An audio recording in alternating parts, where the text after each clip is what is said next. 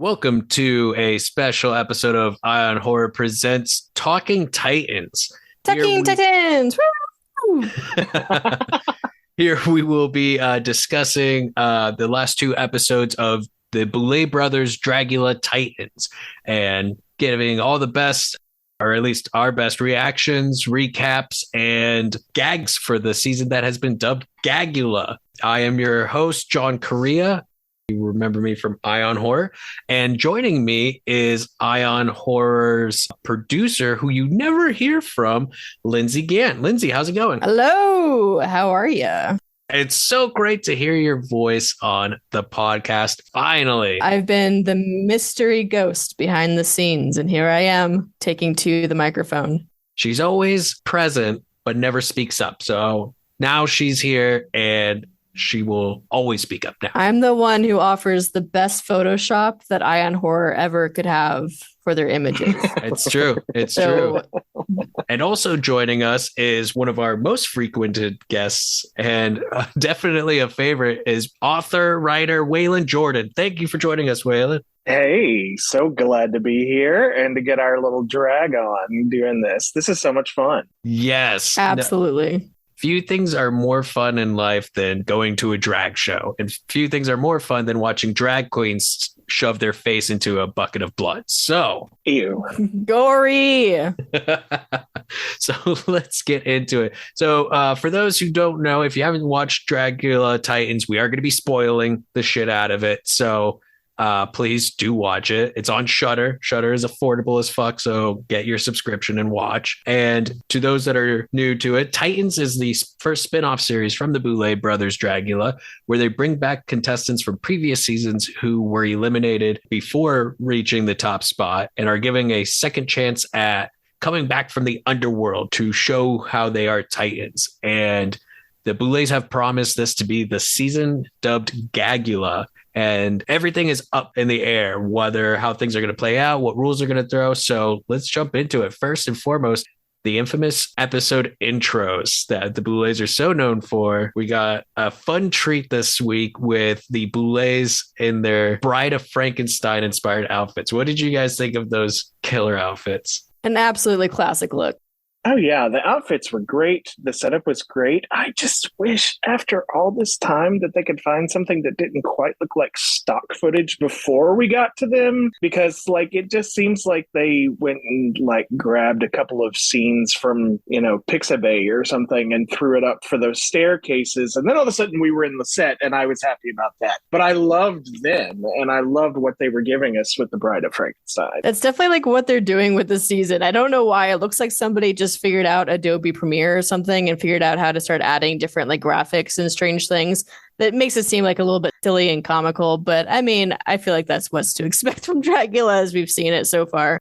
Oh, I love it because, they put all the previous seasons, including season 1 on Shudder recently, and just going back and rewatching and seeing the evolution of the show. And you can see the budgets coming in and the ideas expanding and the sets getting bigger and better. And yet still at its core, it has that old school drag, thrown together kind of schlock to it. Summer stock. I mean, it's it's basically a bunch of people getting together to have a good time, and throwing a show in their backyard. They just have a very nice backyard. Yes. And as they now like to say, with winner of $100,000 provided by us. Us. I love that they underline that.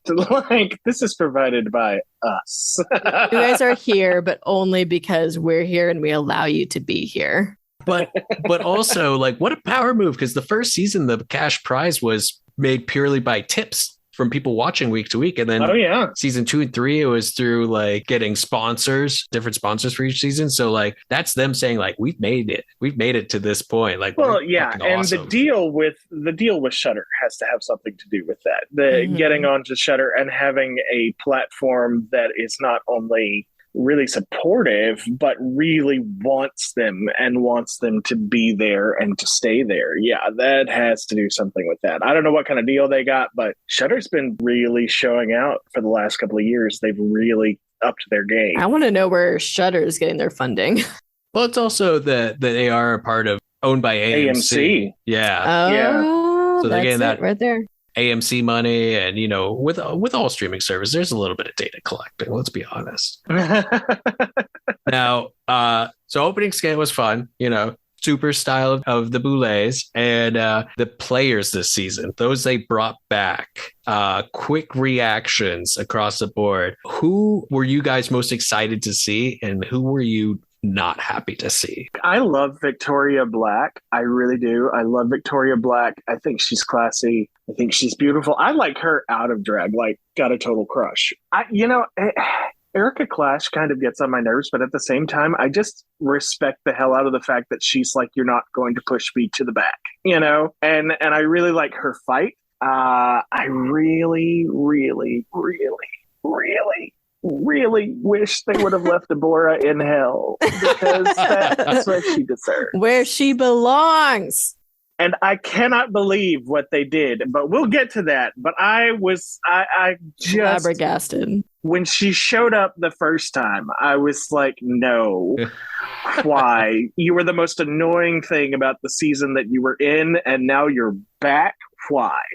Beyond that, also, Eva Destruction, really big fan. Love their looks and love what they do. So I don't know. What about you guys? Person I am most excited for is Coco Kane, because Coco Kane was like really shy for some reason in her season and didn't really show anything what she was doing. And then she get kicked out and gets brought back in clown costume and is rolling around on this clown car and is having the time of her life. And I was like, where was this the entire season? I want to see this Coco. Where was it? I don't know. And then Coco comes back, and I was like, here we go. I am so excited to see what she can do. And between the scenes, like, I mean, we can go more into Coco later, but like, she shows all of her personality, and it's fantastic. I just need her to pull more, into that personality while she's performing. I don't know, but I'm very excited to see what she does, and hopefully that she goes further. Definitely excited to see Eva. Eva is the hottest on stage, I have to say. Very excited to see where she goes. I'm excited to see Victoria Black, but for some reason I feel like she definitely hasn't won, but she is one of those names that feels like it's so up there that feels like she's already won Dragula. So it's kind of strange that she's back a little bit, but it makes sense. She's there because she's such high quality. So yeah, I don't know. I definitely want to see her go far, but it already feels like she won. So try to figure out how to, balance it out. And the person I definitely don't want to be there, and I'm kind of tired of, Toilet Bowl.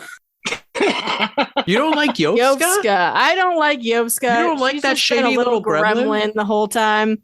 I mean, I approve of her, gremlin. But also I just don't have any interest in seeing her on stage. So well, and also since we're just gonna throw another one out there, let's just get rid of Melissa too, because I don't think she's there to do anything and try to win anything. I just think she's there to be a bitch to everyone. We're gonna fight on that one, I think, because I love Melissa. We are fighting. First of all, Melissa, like you said about Coco Kane, like Melissa was very quiet season 2. It didn't feel like she had much of a presence. Season 1. Oh wait, yes, sorry. She was season 1, which understandably also season 1 they weren't doing a whole lot of like boudoir or what's going back there. Although I do have to say, as much I think we all can agree that we're very annoyed by Abora, but thank fuck Loris didn't come back, because Loris season 1 was the worst. Praise the drag god on that I'm one. not going home, not today. But yeah, Melissa, that first season, she definitely was coming from more of like a beauty background, and she was very underestimated, but she was also very quiet. So seeing her being very open, making alliances, and being a shady little bitch is just so gold. It's so good. Feels like she's the one playing the game more so than other ones. Like she knows making connections between people. She forced the relationship again between Kendra and Victoria. Like she was like, go make up. Like, we're tired of this. It's been years of you guys fighting. And so there's no reason for this. And that happened on the set because she forced that. And so I think she understands like the relationships quite a bit between people and knows the power of that in the game. It's just that I don't trust her. Maybe that could be it. Maybe I just don't trust her. But definitely, like, the ones I'm most excited about is Eva, because since Eva's season, and I've been following her on Instagram, her art has changed tremendously. So I'm so excited to see what she is going to be bringing to the table. And she was amazing before, anyways. I'm excited about Astrid because Astrid came out so strong in season 4 and then was eliminated the second episode. So I'm pretty excited to see what she can pull out now that she's broken that curse. Spoilers. And and yeah, I mean, I like Yoska. She's such a shady little gremlin. I adore her, and she's one that I never see going far, but I love the time that she had. The very, very, very short amount of time that she gets this season. Toilet bowl. What an iconic line Toilet from Kendra. Toilet bowl. Fucking icon. But yes, such a great and diverse cast. I'm trying to remember who it was, but one of the contestants pointed out it's not only like some of the best performers from the previous seasons, but some of the biggest fucking egos. You can see that the Boulets are absolutely pushing so hard on the drama with this series, like whether it's like purposely putting people together. Like they knew that Hoso, Astrid, and Abora had a weird triangle. They knew this. They had to have. How could you not? That love triangle is so weird, and like Abora is just like so extra about it. But like everybody loves Hoso, apparently. I mean, like they're all lined up, and I get it. Hoso, beautiful, love, but like everybody is lined up trying to get a piece of Hoso.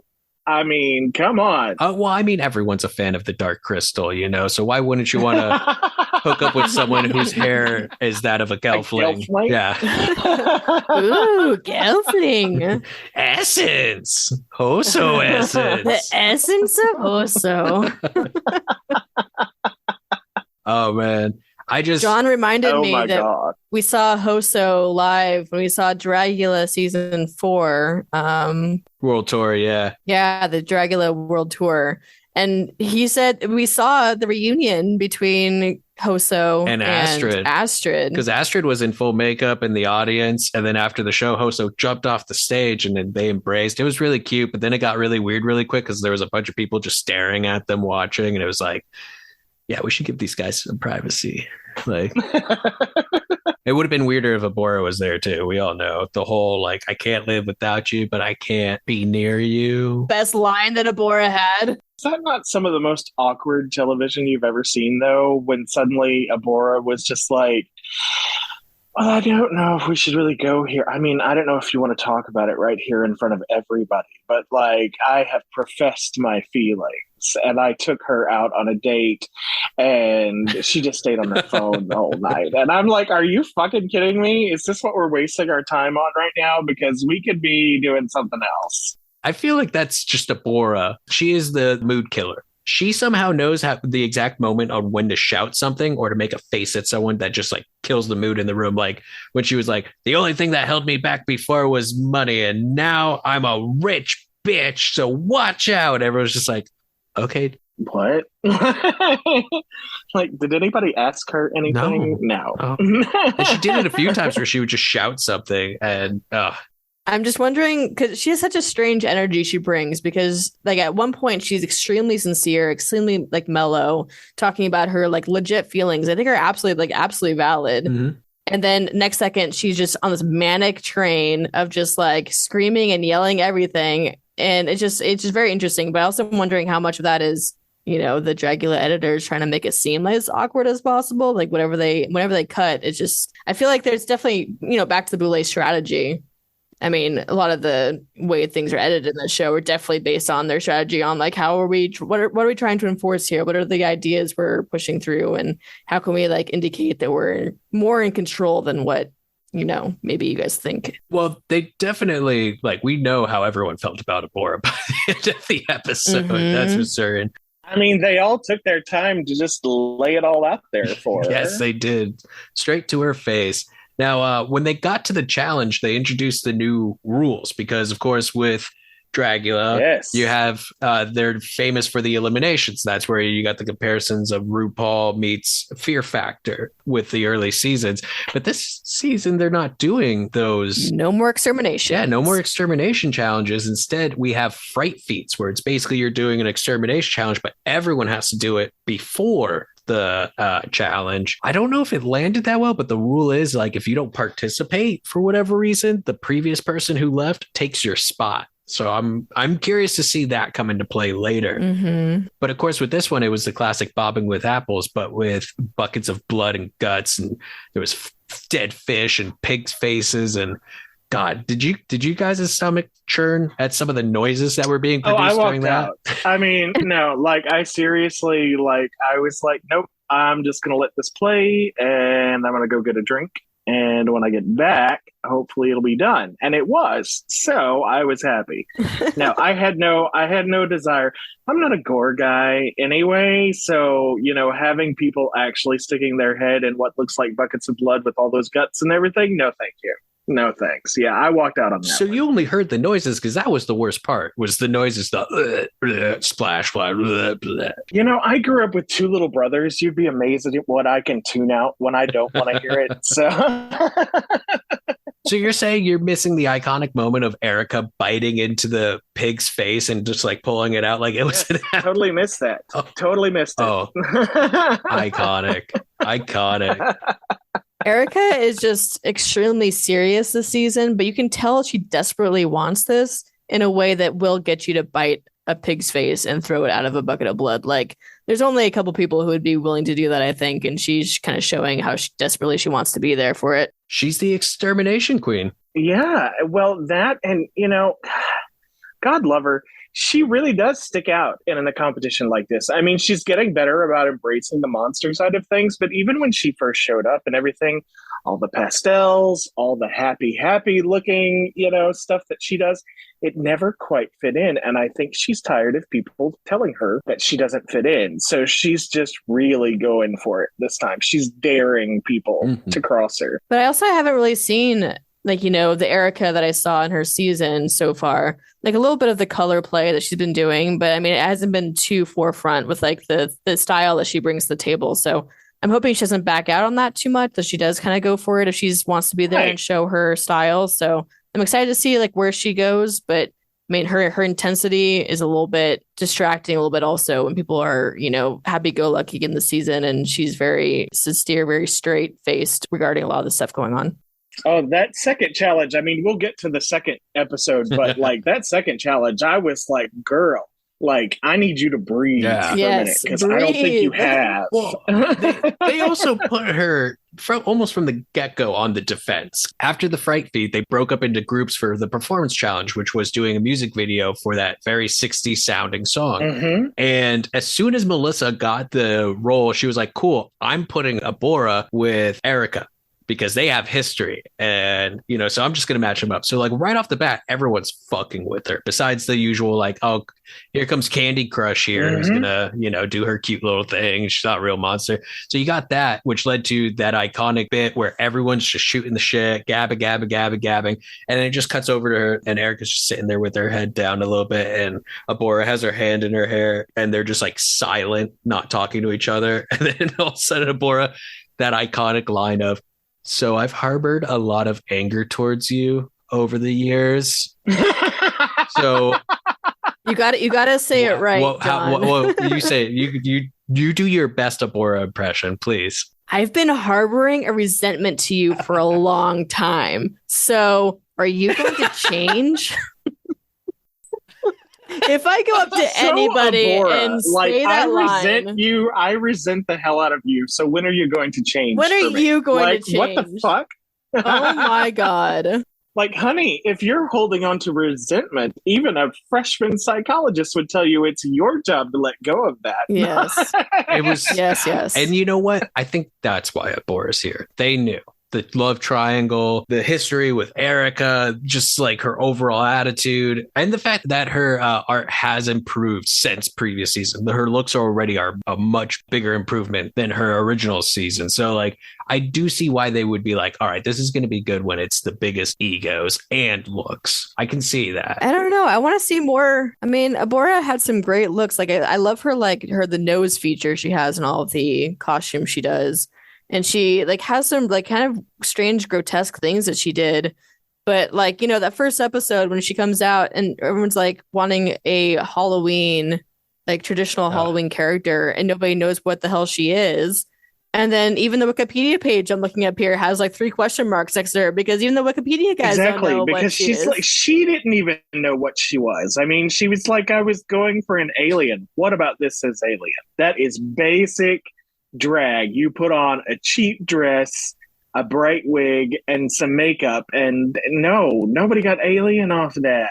She had to have something else, because Lindsay pointed this out, that when they were in the boudoir putting their stuff together, she had like a book of cryptids, and she was talking about being inspired by cryptids. And she also went over this whole thing about, I'm putting red on ping pong balls, and this is how you cut vinyl for round surfaces. Those ping pong balls weren't fucking anywhere. So she definitely changed something and just went fuck it and went with what she went with, and then tried playing it off later like, I was too high concept for anyone to get it. And then turned around and tried to tell everyone else that they were just plain, and she didn't understand why they didn't really put any effort into what they... Excuse me? Oh, I'm telling you, I want her gone. I just want her gone. I don't care how. And she was gone. There was a nice, happy moment in which, Abora has left the stage. She's been dropped into oblivion. Well, now that we've spoiled that. Well, to move it along, of course. So the performances. Who were some of your favorite performers? And do you agree with the critiques? First of all, the guest judges, legend Cassandra Peterson. Yes, I would love to work with Justin Simeon at some point. I love what he writes. I love what he does, and I just respect the hell out of him. Look, I have to totally agree with Astrid anyway, because like, she worked her ass off in that creature from the Black Lagoon look was killing. And I loved what she was giving us through that entire performance, going from scene to scene and really interacting with everybody in individual ways. She really thought out and the goofiness.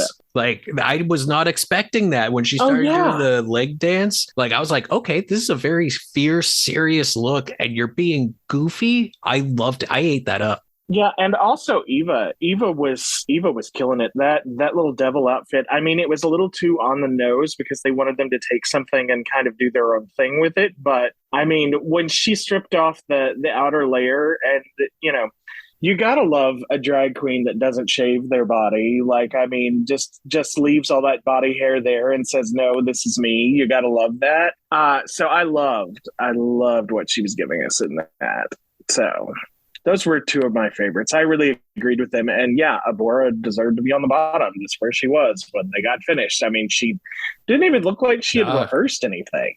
And poor Erica stuck with her, just like, trying to tell everyone. And it's to the point of hysteria with her almost at that point. Like, I was really trying to do what I was supposed to be doing, but I couldn't get her to work with me. And it's just like, okay, she needs Xanax. Does.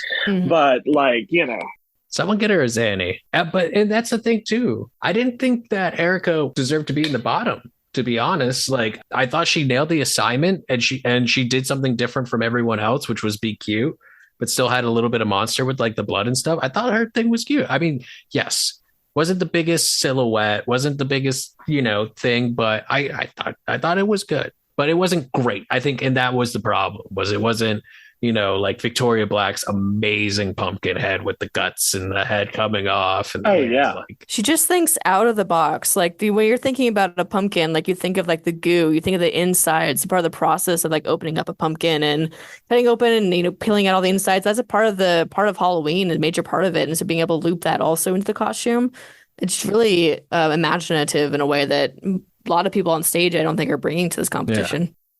She definitely has the creativity. She really does. Like you said, she thinks outside the box, and she comes up with some of the best most interesting things, I think. And sometimes I think her concepts are actually a little too high for some of the rest of them.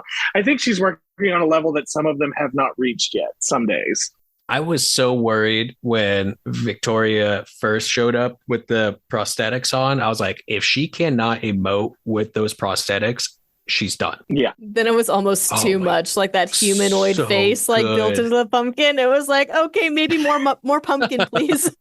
No, not too much human. Beautifully. She was creepy. She was sexy. Yeah. She had couture going. Like, it was such a great look. So they had Erica and Abora in the bottom. Well, my question for you, John, if you say that Erica shouldn't be at the bottom, who do you think should have been in the bottom with Abora? Oh, I have a thought on that. Yeah, go for it. Go ahead, John. Let's hear John's first. For bottom two, listen, I want it known that I love this bitch so much.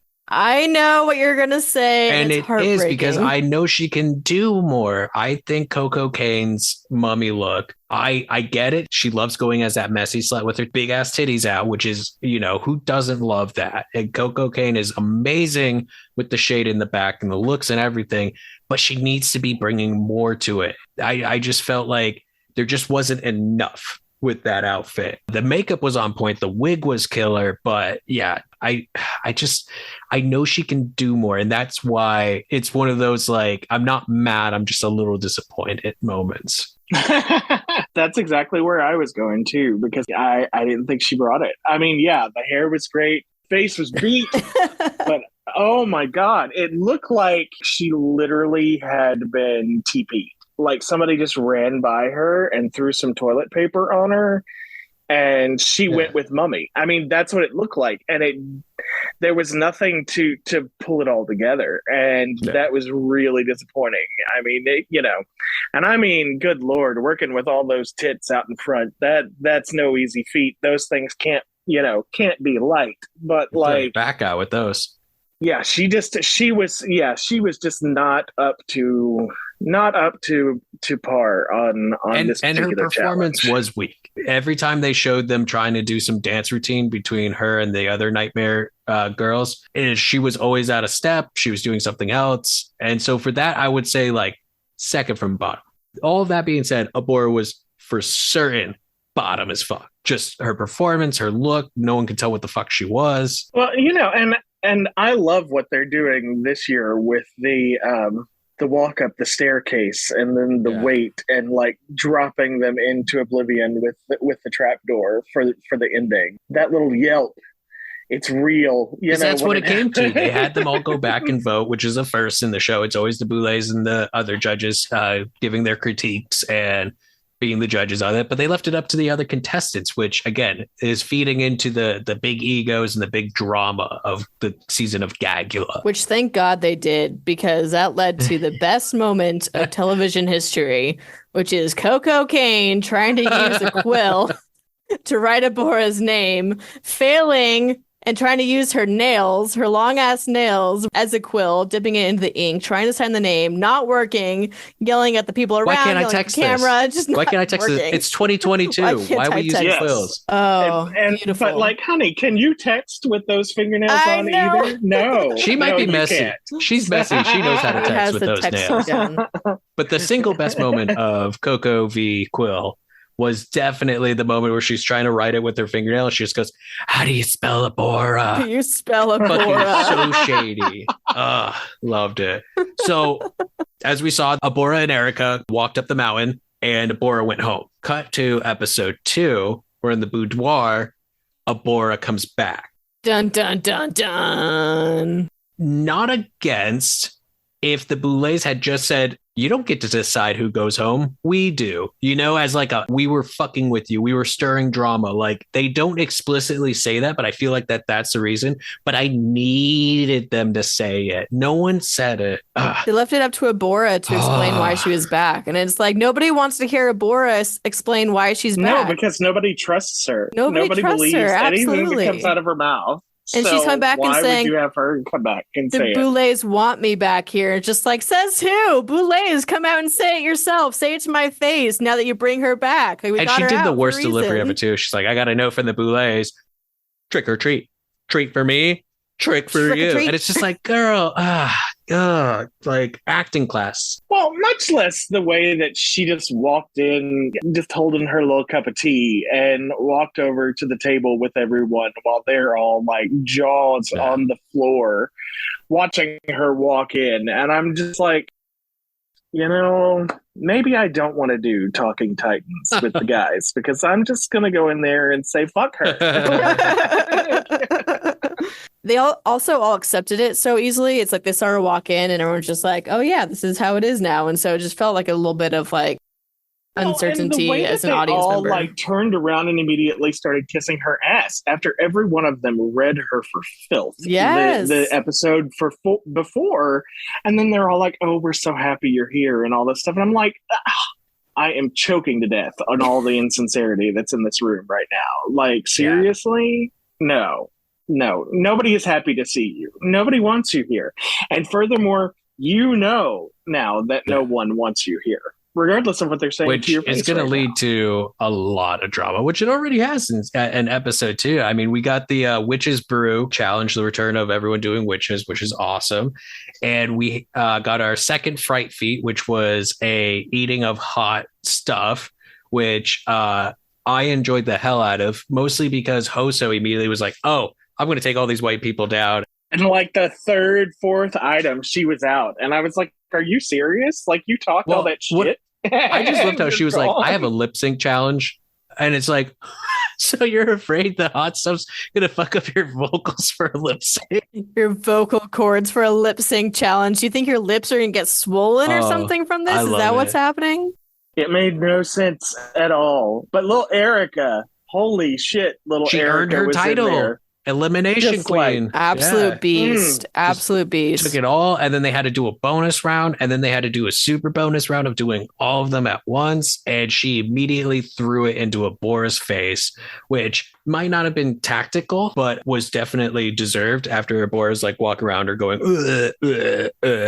trying to get her to puke. Bora's single booger just hanging out of her nose into her mouth the entire time, and I'm like, Abora, wipe your damn nose. Much less, I mean, all the shit smeared across her face and everything else. I mean, like the food and stuff. I was like, oh, you've got you're just nasty. So Bora got the curse of baldness, which she made work. I'll give her that. Her witch look was very safe.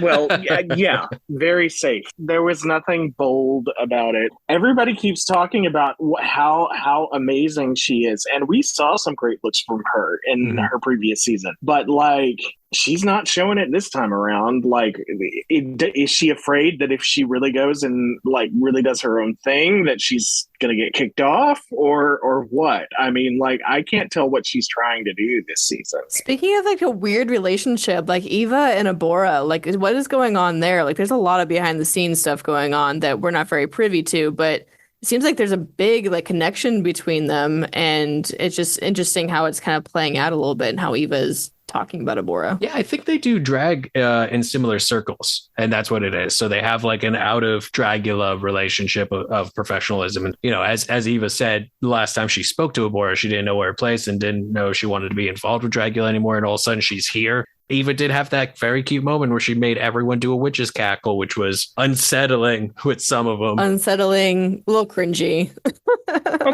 Okay. And is it me or who's editing this season? Because seriously, that went on for like 15 minutes or something like that, just like everybody cackling at one another. And I was like, I am getting bored. Like, we need something else to happen here. I don't know. It just seemed like really weird to just spend so much time on them all cackling at one another. I don't know. For me, with the editing, it was more with because the Boulets come out with their look and they do the extended boom, boom, boom, boom, boom, boom, boom, boom montage. They went on so long this year. It really went on. It really went on for a while in episode 2, especially filters and stuff. Although I will say the Boulets looks have been killer. This witchy Geiger look that they had in episode 2, I was here for. And that was undoubtedly the best look of the entire room. Like, I mean, they won. Yeah. episode 2. You know, it is what Swantula had made that joke saying, "Who is the winner of the witch competition? It's Dracmorda." But seriously, the winner of the competition was. Okay.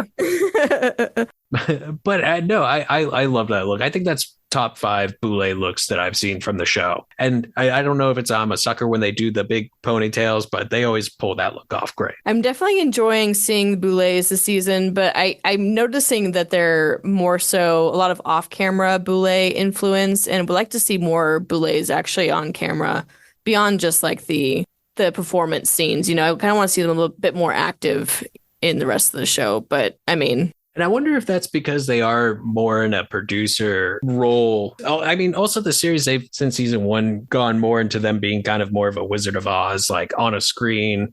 But they also have a lot of stuff going on with Shudder and other collaborations that they're doing. But the big highlight of this episode, of course, was shoes. Everyone had to make their own shoes, and the performance was to shoes.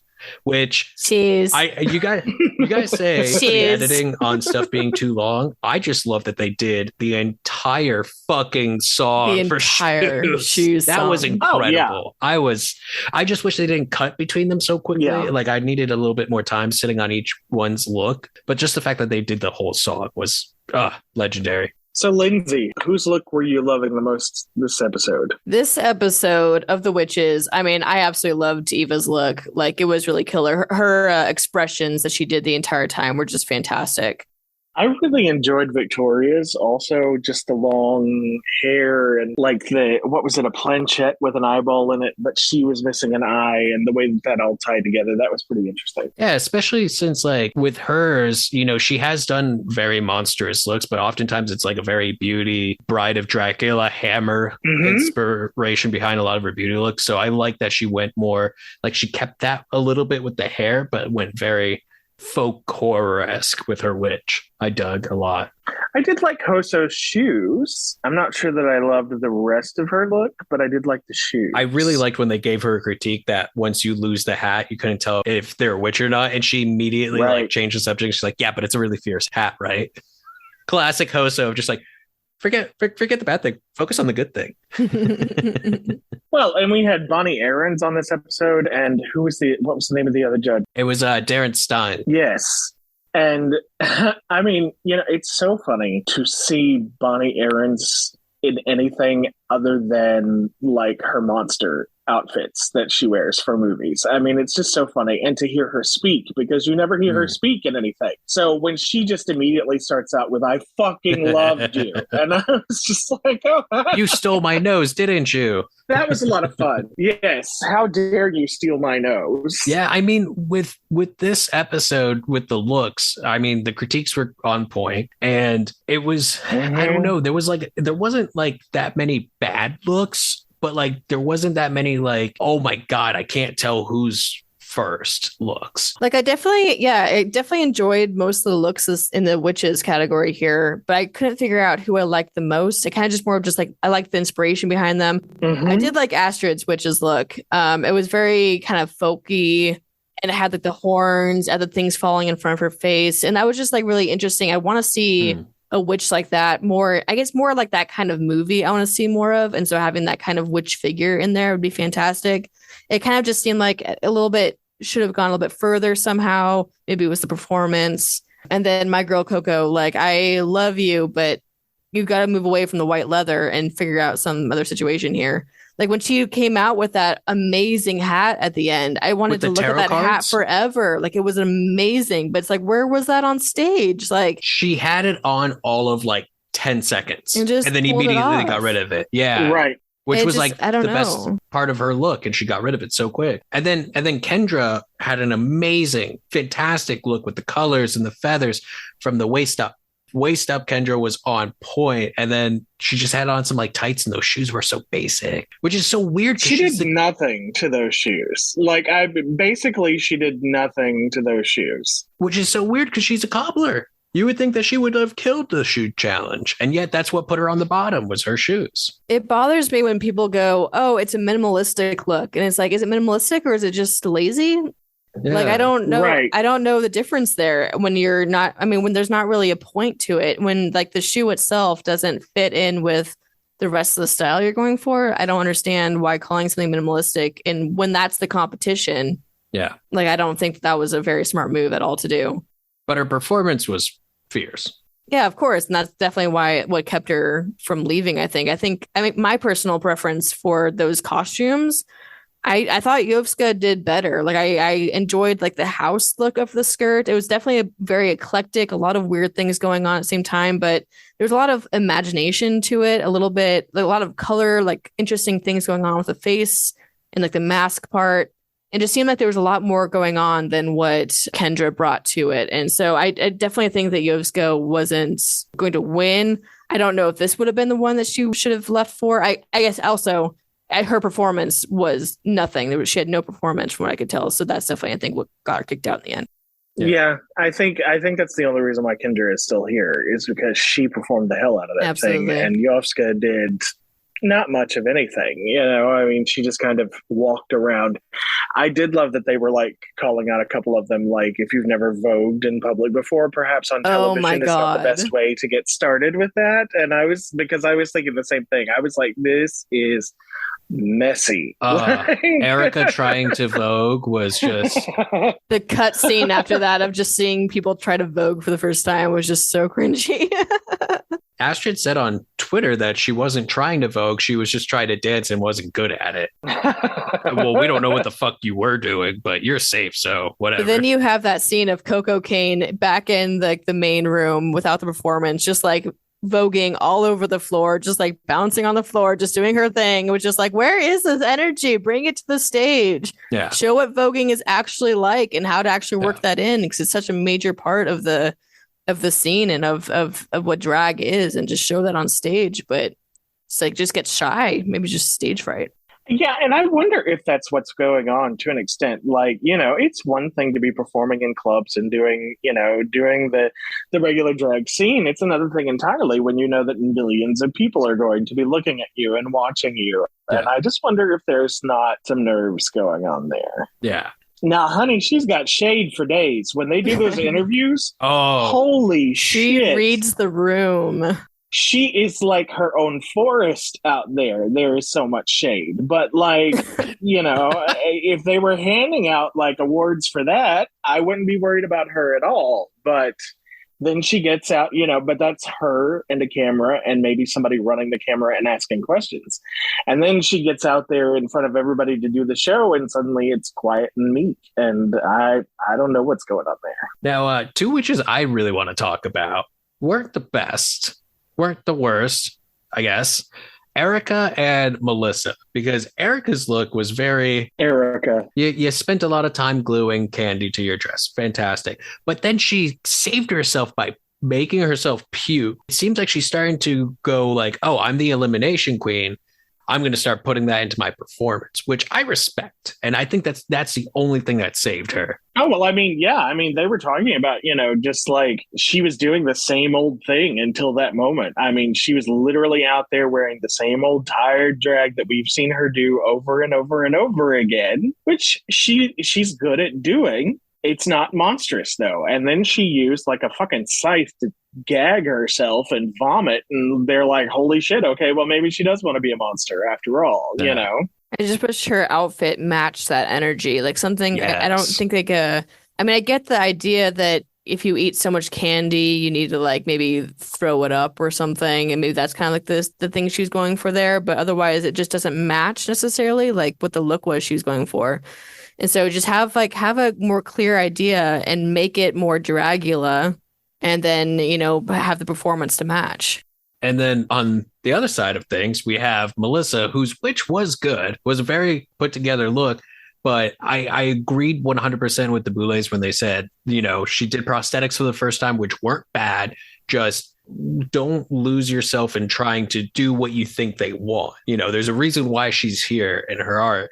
And they weren't saying that her look was bad. They were just saying like, this clearly isn't your usual art. Right. This isn't what you do. Yeah. And again, she didn't fail at it. I think they were just trying to express concern. Like, we don't want to validate this behavior of you changing your art for the sake of the show. Like, you need to adapt it for the challenge. Yes, but don't get rid of what makes you you. I think that's the thing with Melissa is that I don't really know what her thing is. Like usually everybody like has like maybe some sort of style or aesthetic they're going for, especially with Hoso and her ideas of things, and back with Dolly and the very explicit like face painting type things. A lot of people tend to have that thing that they try to loop into their aesthetic. And I think I just haven't seen enough of Melissa at this point to know what that is. And it seems like every time she's on stage, I'm like, who is this again? I just can't really remember who that is. And even, her wide variety of looks she's going for is great, but definitely need to like have something that will help keep her going through the rest of the season. Well, this is why you also need to watch season 1. I know for a fact you haven't seen season 1. I've not seen season 1. I was thinking, well, how dare you read me on this podcast that I am helping? Because everyone who has seen season 1 knows she gave the best filth performance ever. No, I know that. I've shown you the clips. Yeah, I've shown you those clips. She came out as a nun with no pants on, completely tucked, and like had rosary beads in her ass, just wiping Bible pages against her bloody crotch and like licking them. And then at the very end, pulled the rosary beads out of her ass. Like that is iconic. It's iconic, but where is that energy now? Like where's the beads coming out of her ass? Come on. Well, is everyone just pulling their punches? That's what I'm. That's what it feels like for sure. And I wonder if it's because they have all lost before. They're afraid of repeating the past or what's going on. I don't know, but yeah, they all seem to be really pulling their punches these first couple of episodes. Yeah. I mean, they're going to have to step up. If the Boulets want to really make this, the Dragula season, they may not have picked the right people if this is what we're getting, because everybody's kind of playing it safe to an extent. You know what? I did have that thought, like watching the second episode, and I was kind of like, is this really the best that we have? Like, who else is there that could be on this show right now that we want to be seeing? And it had a moment of being like, I guess this is what we have right now. Yeah. And I mean, like, with any competition show, there's a few people that stand out from the get-go, and there's people that grow as the show goes on. And, they get bigger and bolder. And there's always the nerves at the beginning when the cameras are in front of you for the first time, even if it's been a while. But yeah, I mean, to call this season the season of Dragula, it's mostly in the reality bits. It's mostly in the boudoir. It's mostly in the drama. And I need it to translate to the outfits because, again, you're doing those fright feats first. They're having them puke. They're having them dip their face in nasty. That needs to translate to their performances. That needs to translate to their outfits. And it's not. A bit frustrating. And, I mean, at the end of the day, I could see why Kendra and why Yovska were the bottom, and ultimately Yovska got flushed, which iconic that they did the flush noise when she dropped. Beautiful. Toilet bowl. Toilet bowl. Toilet bowl. Toilet bowl. Toilet bowl. Toilet bowl. Teletubby toilet bowl. And I was sad. I love that shady little gremlin, and I hope they bring her maybe not back as a competitor, but back to fuck with them at the very least. Like, kind of like how they brought them back. Like, they have to do a round table again before the final episode. That was one of the best things they did with season 4, was bringing everyone back just to throw all the because that's where Coco shined too. So that was episode 2. Abora's back. Yovska's gone. Or is she? We don't know. That is true. Yovska could be back next episode. We get it, Boulets. We get it. You're in charge here. Yeah. Again, I wish they had just said, you guys really think you have final say? No, we do. But they didn't. So what are some of your guys' season predictions? Who do you think will be top 3? And who are you rooting for? Because I understand that can be 2 separate things. For me, I see a lot of potential from Erica, but at the same time, I think she's going to implode or explode. One or the other. I don't think she's going to make it. I think it's all too much for her, and I think she's going to crack. I don't think she has what it takes. For me, just from the performances and the looks that we've seen so far, Astrid, Victoria, possibly Coco or Melissa for that 3rd spot. Like, it could be one or the other. Not Eva? I don't know if she has what it takes to really work this thing yet. Astrid and Victoria are my top two, mostly because I really want them to. But yeah, I could see, Melissa, maybe Melissa is just like, she's playing the game and she knows how to work this thing and she's going to pull out the stops in the next couple of episodes. I don't think in the first two episodes we can really know, but I do think that's kind of where it's heading right now. I don't think Abora is going to last through half the season. I really think that it's all going to be too much for her no matter what. So I'm looking forward to the day that they flush her for real. Use a plunger this time. Keep that baby down. Yes. What about you, Lindsay? Who do you think is going to reach the top three, but who are you also rooting for? So the person that I think has already shown that they've grown so much more since the last time I've seen them is Eva Destruction. She, like, the outfits and the complete class that she's bringing to the stage right now, while also being extremely like sexy, but also really knows how to put together a performance and really knows how to work the stage right now. I saw a lot of that when she was on before, but right now it feels like she knows what she's doing now, and she knows who herself is, and she knows like what her aesthetic is, and I'm just all for Eva right now. I think Eva's going to go pretty far. I also think, Victoria Black, I think she has it down for sure. Like, I don't think it's a surprise that we'll see her in the final three. Oh, yeah. Top three, anyway. It surprised me when she got kicked out on her season. I was like, she probably could have gone a lot further than that. So I think that she probably could do it this time. And I really like Hoso. I like Hoso's style. I just feel like we keep seeing the same things from Hoso. I don't really see much growth from Hoso, especially because, like, we've seen them most recently than any other competitor here. And so it's a style that we're very familiar with. And so I kind of just want to see them go further and maybe bring in some gore and grotesque to it a bit more than they have. I don't know. Something about it is like, oh yeah, Hoso's doing this look now, but it's not really surprising anymore. Or makes me excited in a way that I'm hoping it will be again. Like, her looks are almost never bad. Yeah, exactly. It's just, I don't want to say it's boring either. It's more just like expected. Yeah. Well, like, yes, this is a really great bowl of cereal, but like, you keep eating that cereal and like, yeah, it might be some slightly different flavor, but it's still the same. Yeah. You know what change up the flavor profile a little bit and we'll see what happens. Yeah. Add some hot sauce to it. I can see that. Your cereal? Are we using the same analogy here? Sure. Yeah, good analogy. Suddenly I'm in the middle of Devil Wears Prada. Florals for spring. Groundbreaking. But I could see that critique, because again, her looks are always great, but yes, I do need a bit more variation there. Also, all the sucking up to Hoso is kind of it's a bit draining, so I'm kind of not super into it right now. So I don't want Hoso to be gone, but I'm not like on that train right now. I do want Astrid to keep going further because she's been pulling out all stops with her outfits these days. Yeah, like those costumes are just absolutely amazing. So we'll see where she goes. She hasn't been one of my tops for a while, but she's kind of surprising me a bit this season. So we'll see how that goes. Well, what I love most about Astrid is Astrid outside of drag is just so very clearly Florida. Like, you can see the humidity coming off of her. I love that trashy Florida look that she just brings naturally.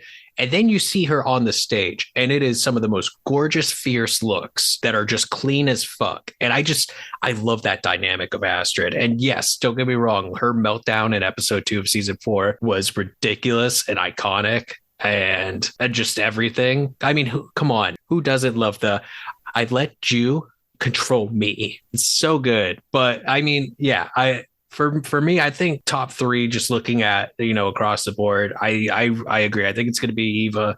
I think it's going to be Victoria. And I think it's going to be Astrid.